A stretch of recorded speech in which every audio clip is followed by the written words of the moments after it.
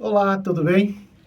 Faz algum tempo que a gente não se encontra aqui para um bate-papo, para uma roda de prosa, como a gente costuma dizer, entre tantas coisas que a gente gostaria de compartilhar e com cada um e com cada uma de vocês, né? Nós ficamos mesmo um tempo parados, não saímos do ar, claro que não, que nós estamos numa luta muito intensa, voltada sempre para a defesa de direitos humanos e de direitos humanos da infância, da adolescência. Portanto, nós não paramos, não saímos do ar. Paramos um pouco de postar alguns conteúdos, obviamente. Eu acho que você já deve ter sentido falta dele aí no canal, né? E aproveita, vai lá e socializa com seus amigos, com suas amigas, que ele tá bem. Todos aqueles conteúdos que estão colocados lá no canal está à disposição, continua à disposição para serem utilizados, para serem pesquisados, enfim, usados como referência, como uma série de questões, né? Mas, de fato, a gente não postou em alguns dias que a gente não vai lá no canal e nem aqui um bate-papo como esse, no podcast, né, essa caminhada pelos direitos, a gente não traz, de fato,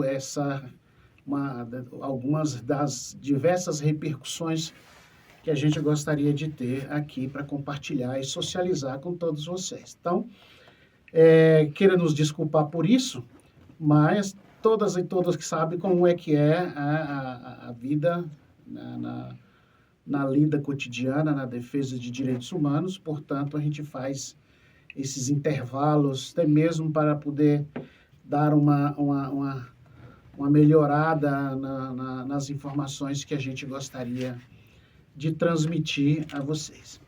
Por aqui e pelo mundo e por onde nós caminhamos, as coisas permanecem como um caldeirão permanentemente em efervescência, né? No campo e na defesa dos direitos humanos. E a gente tem acompanhado isso, tanto no Brasil como fora do Brasil, e dentro do Brasil, em várias regiões, a gente tem acompanhado permanentemente como que as coisas estão funcionando no que diz respeito à defesa de direitos humanos. E, aliás, eu diria que não é só dos direitos humanos, mas também a defesa dos direitos ambientais, né, sociais e culturais de maneira geral, como o Brasil está colocado. Desde final de 2022, a gente está em um processo muito duro nós chamamos de reconstrução das diversas ferramentas que foram destruídas desse país, né, nos 4 anos anteriores, nos 5 anos anteriores, e a gente está nessa reconstrução e não tem sido tarefa muito fácil, porque colocar no lugar ferramentas que vinha funcionando e vinha dando tão certo neste campo, e que de repente elas não estão mais aí, que precisa reconstruir tudo de novo, abrir debate na própria sociedade e etc. Um exemplo dessa conversa que eu estou trazendo para vocês é a própria Conferência dos Direitos da Criança e do Adolescente. Não sei se vocês sabem, mas agora, nesse início de abril, melhor dizendo, no final de março, né, aconteceu a Conferência dos Direitos da Criança e do Adolescente em Brasília, a nacional, início de abril. É isso mesmo, não estou ficando tonto, mas é porque eu estava meio confundido aqui com os meses. Aconteceu, né, depois de muito tempo que vai e que volta, uma discussão muito frenética em torno disso, a infância e a adolescência se reuniu em Brasília, o extrato dela, aquilo que saíram dos municípios, aquilo que saiu dos estados, se reuniu para debater efetivamente a política e propor mudanças e propor completude naquelas lacunas aonde a política pública não está colocada e aonde o direito está sendo ameaçado ou violado e etc. Também questionar e refletir uma série de situações conjunturais que o país atravessa e que coloca a vida da infância e da adolescência, da juventude de maneira geral, em risco, né? Estou falando de violência. Violência de maneira geral. Violência urbana, violência na zona rural. Nós estamos falando de arma de fogo, nós estamos falando de crianças morrendo porque bala perdida as alcançaram. enfim, nós estamos falando de fome, nós estamos falando de uma série de questões que a população pobre deste país não consegue alcançar, né? Então, tem aí uma série de reflexões que, obviamente, esta conferência deve ter discutido. Mas penso, e eu acho que os municípios e os estados que trabalharam e estratificaram o conteúdo para mandar para Brasília, na Conferência Nacional, deve ter sentido falta disso, né? Ou seja, não dá para discutir o país se não discute o território, se não discute onde está a coisa, né? Onde as coisas estão acontecendo, se não discute o município. Para discutir o país, tem que perceber primeiro como que as coisas estão acontecendo na base, né? Com os movimentos sociais, com a política pública, com o direito. Me parece que a principal vocação desse movimento, desta metodologia, que é conferir de fato se a coisa está acontecendo, se a coisa melhorou, se não melhorou, o que é que precisa melhorar, quem cobrar, quem reivindicar e etc. Me parece que isso está capenga, né? Não está da melhor maneira possível, porque o exercício de conferir não está acontecendo como a metodologia pede, solicita que seja feito, né?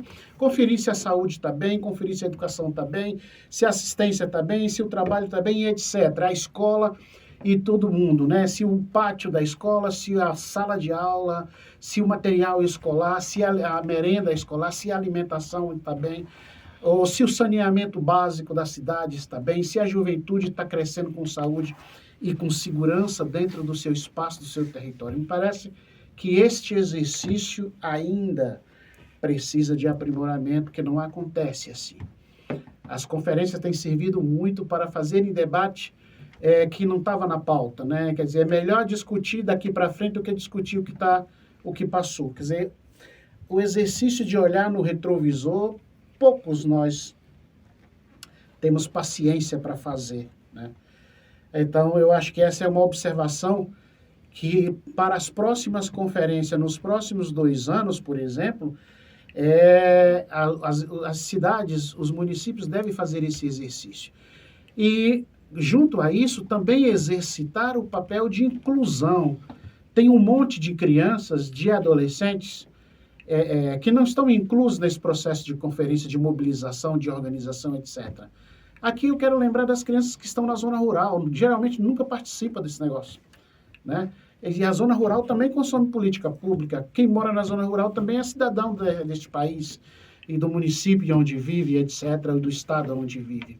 Então, é preciso olhar para esses grupos, as comunidades tradicionais, as comunidades ribeirinhas, as várias infâncias nas regiões ribeirinhas, quilombos, as várias infâncias que estão aí, as várias infâncias que estão nos centros urbanos também, nem todas estão lembradas e incluídas dentro desse debate.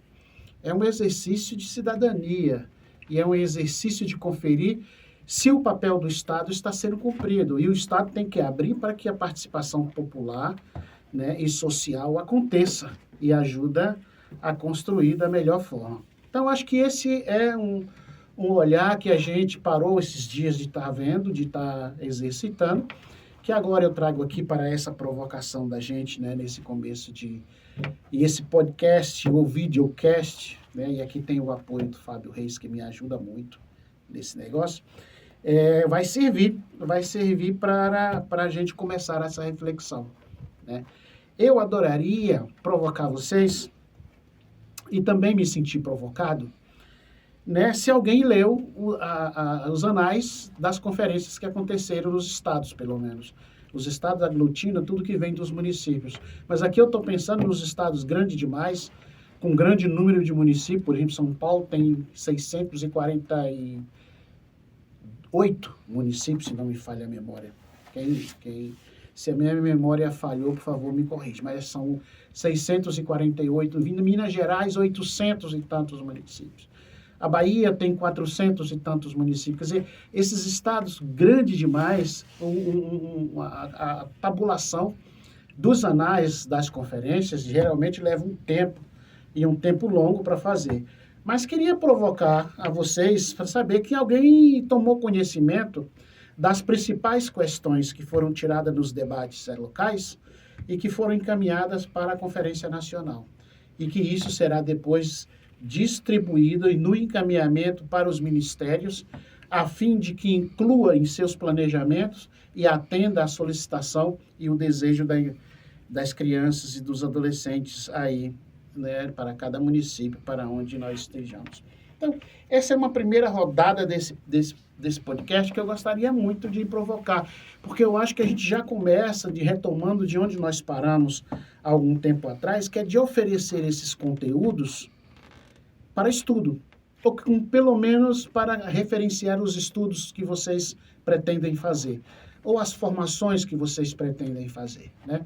Eu acho que seria muito interessante dar uma olhada nesse contexto, nesse cenário que a gente tem, né, e voltar aí a vários conteúdos e olhar a infância e a adolescência neste país como protagonista, como gente, né?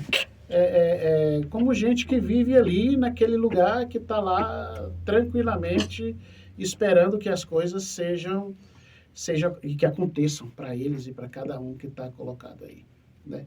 Então, essa é uma provocação que eu trago para cá, para dentro do arcabouço de uma série de serviços e necessidade que a gente tem de provocar e de estudar, né? E trazer também. Ok? Vamos seguindo aqui, porque se você passa lá no vídeo, no canal, você vai acessar esse material e outro material a mais. Escuta esse podcast, ele vai ficar bem interessante para a gente, né? Para a gente poder fazer essas reflexões. Uma outra nuance que eu gostaria de trazer e refletir com todos e todas é a seguinte: 2023, 10 de janeiro de 2023, o país inteiro deu posse a um novo mandato, né, de conselheiros e conselheiras tutelares. Nós estamos falando de política pública para a infância, né? Conselho tutelar é uma política pública, então, que é uma ferramenta e um mecanismo de defesa que compõe o sistema de garantia de direitos, o sistema de proteção, mas é uma política pública, né? Então, eu gostaria de também provocar um pouco, porque nós passamos por um mandato anterior, quer dizer, tem uma série de questões envolvendo a conselhos tutelares pelo país. Parece que os debates, as formações, etc., não estão alcançando a necessidade que esses locais conselheiros tenham, parece que não, né? Porque os conselheiros, conselheiras nos conselhos continuam tendo as mesmas dificuldades. Nós temos uma série de conselheiros tutelares no país, de conselhos tutelares em situações precárias no país. Nós temos uma série de conselheiros que não conseguem sua formação básica para poder trabalhar e prestar um serviço de qualidade. Nós temos uma série de conselheiros que têm dificuldade de se relacionar com a rede, de se entender como rede, de se relacionar como rede e de cumprir seu papel dentro de um processo coletivo, né? De tomada de decisão, mas também de encaminhamento, de proteção da infância, dentro de uma compreensão de conjunto, que é a cidade, né, de território e essa coisa toda.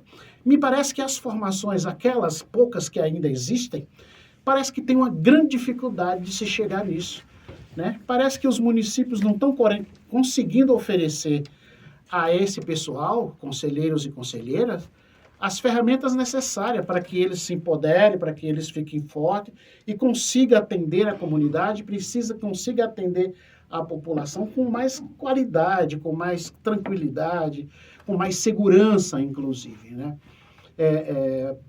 Isso precisa acabar, isso precisa acontecer. Conselheiro precisa estudar, conselheiro precisa ir atrás daquilo que é necessário para poder fazer um bom trabalho, um bom papel. E a gente acompanhou, e não só acompanhou, como também a gente se mobilizou, a gente votou, a gente mobilizou a família da gente, os adolescentes que tinham idade e condições de votar, a juventude, para ir escolher na sua cidade, no seu território, aquele conjunto de conselheiros que julgou-se ser bem para os próximos 3 anos, 4 anos, né? Então é preciso oferecer esse pessoal e acompanhar o trabalho desse pessoal. Não é só colocar lá e esquecer como se a coisa funcionasse assim. Todo serviço público tem que ser acompanhado, do contrário ele não vai ficar bom. tem que ser cobrado de quem faz o serviço público que faça bem. Conselho tutelar é assim também. Se você joga o conselheiro tutelar lá dentro do conselho, larga lá, eles não vão fazer um bom trabalho. Com todo respeito, há muita gente que eu sei que trabalha muito nesse país, mas tem muita gente também que, pronto, tá lá, ganhou. E agora vai viver por 4 anos sem prestar contas e sem fazer um bom trabalho para a comunidade. Isso também não pode. Eu logo que votei, eu quero cobrar, eu quero acompanhar, eu quero saber como é que está lidando com a situação da infância do meu território. Entendeu? Do contrário, nós precisamos rever da própria comunidade nosso modelo de escolha de conselheiro tutelar, né? Que, aliás, essa é uma boa temática que eu gostaria de convidar a todos para poder pensar nisso. Tem 4 anos aí para poder olhar um pouco como a coisa funciona e, se for preciso, mudar isso. Se for preciso, não mudar. Nós estamos com algo muito perverso neste país. Nós deixamos no país que alguns sujeitos políticos e religiosos, poder político, tomassem conta, né, desses espaços, como se fossem seus, como se fossem seus gabinetes, como se fossem suas antessalas, né? Então, o poder religioso tomando conta. Agora, se faz campanha dentro das igrejas, se fecha questão em torno de uma chapa, o líder religioso fecha a questão e pronto, não dá chance à comunidade fazer seu debate. O pior, essa gente nem o debate de qualidade com os seus próprios candidatos faz. Nem informação para os seus próprios candidatos oferece. Quer dizer, algo terrível e extremamente perigoso para a infância, né? O poder político pelo mesmo jeito, né? O poder político tomou conta. Então, agora se loteia, se para candidatura A, candidatura B, que o conselheiro A, conselheiro B, ou seja, os conselhos se transformarem em espaços, entendeu? De emprego para meu correligionário ou coisa semelhante, que vai fazer um esforço para ganhar e colocar lá, e lá ele vai me representar ou fazer um papel. A defesa do direito da infância nos conselhos tutelares está comprometida. Porque quando esse conselheiro ou essa conselheira age desse jeito, como se fosse a antessalha do seu diretório político, ou se fosse a antessalha da sua igreja, da sua confissão religiosa, a infância é a última que é beneficiada. Pelo contrário, tudo vai ser feito menos para a infância, menos para o sistema de proteção, menos para isso que a gente quer muito que aconteça. E aconteceram esse processo de escolha, que eu estou dizendo que a gente participou, mas eu caminhando por aí, me informando, perguntando, essa coisa toda, a formação desse pessoal está muito precário, está muito aquém, né? Os prefeitos, não sei se é porque é final de mandato também, que agora começou campanha eleitoral, pré-campanha eleitoral, está tudo preocupado em ganhar suas campanhas eleitorais, né? Ou de se reeleger, ou de eleger pela primeira vez, que esqueceu a cidade, né? Eu estou falando de São Paulo também. A cidade está esquecida, né? E aí tudo mais. Por isso nós estamos discutindo um novo projeto político da cidade de São Paulo. E não oferece a formação que os conselheiros e as conselheiras querem e gostariam de ter, né? Então, esse é um debate que nós precisamos fazer, porque é necessário. E eu sinto que as organizações sociais, o movimento social como um todo, meio que deixou de lado isso, que também meio que cansou, né? Essa história com conselho tutelar, conselheiro tutelar, uma situação política no país complicadíssima, né? Nesse meio, não é um pessoal que foi preparado para estar nesse lugar, aqueles que foram preparados não traz um debate de qualidade, então meio que cansou. Acho que cansou todo mundo. Mas também avaliamos que o Instituto Conselho Tutelar é valioso demais para abrir mão dele, né? É valioso demais. Nós trabalhamos, eu digo nós, todo mundo que lutou na década de 90 para construir um arcabouço de proteção, de sistema de garantia, uma política de garantia, uma política de proteção da infância nesse país, lutou muito, derramou suor para ver agora e abrir mão, né? E o Instituto Conselho Tutelar foi uma dessas ferramentas, uma dessas possibilidades, portanto, a gente quer que funcione bem, né? Neste país como nós estamos. É esse o debate. Estou provocando mesmo a nós para que a gente passe a olhar um pouco dentro dessa perspectiva que a gente tem. Não sei se vocês querem por aí aprofundar um pouco mais isso, né? Mas, de qualquer forma, os conteúdos que estão lá no canal possibilita a todo mundo a fazer esta perspectiva, né? A buscar, a pesquisar e revisitar o que nós estamos colocando aqui e etc. E vai ser muito bom, né? Um outro aspecto que eu quero abordar com vocês desse podcast é a formação. Nós temos nos preocupado muito com a formação das lideranças políticas, a formação das lideranças pedagógicas, a formação das lideranças de base que nós estamos trabalhando. Ou seja, estamos muito preocupados, né? com os educadores, com as educadoras, com os conteúdos que dentro dos espaços institucionais que trabalham com infância e adolescência estão levando para lá.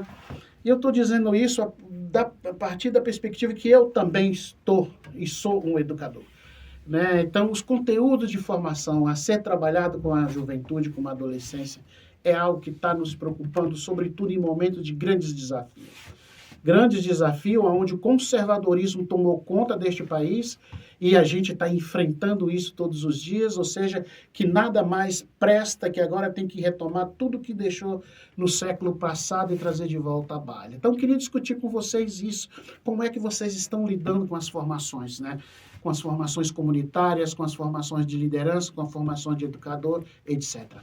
Vocês têm investido, quer dizer, todo mundo tem pouco recurso, pouco dinheiro para fazer isso, mas vocês têm conseguido investir trazendo uma grade de planejamento importante, trazendo alguém que possa colaborar, subsidiar vocês nessa demanda.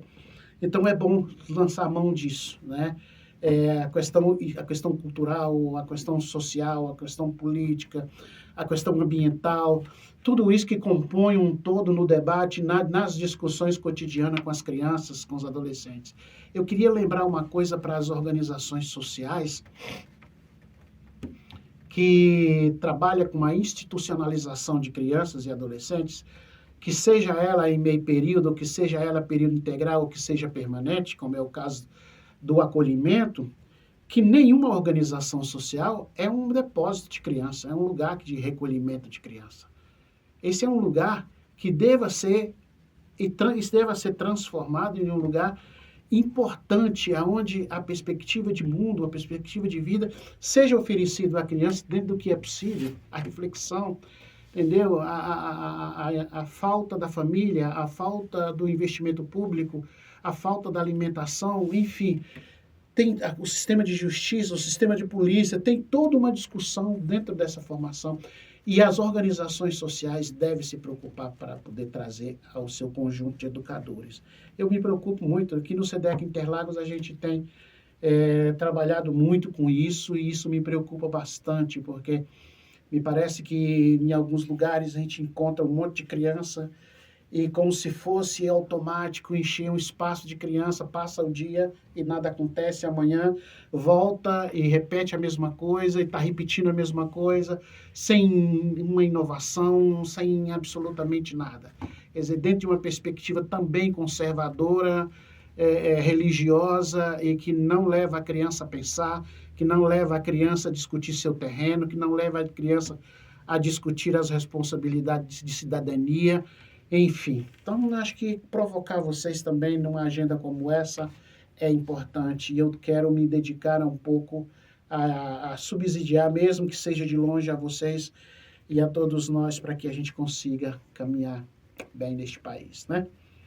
Este é o podcast, Caminhada pelos Direitos, e eu espero que vocês gostem, que vocês vão lá, que vocês aproveitem, que vocês pesquisem, que faça crítica, manda mensagem, critica, sugere alguma coisa que a gente possa ir, faça contato também, aí no vídeo tem todos os contatos aí no canal, que você pode socializar com seus amigos, com a sua família, etc., e que manda para nós, que nós vamos ler, nós vamos refletir, e com certeza absoluta nós vamos devolver e vamos fazer um feedback com você muito bem feito, ok?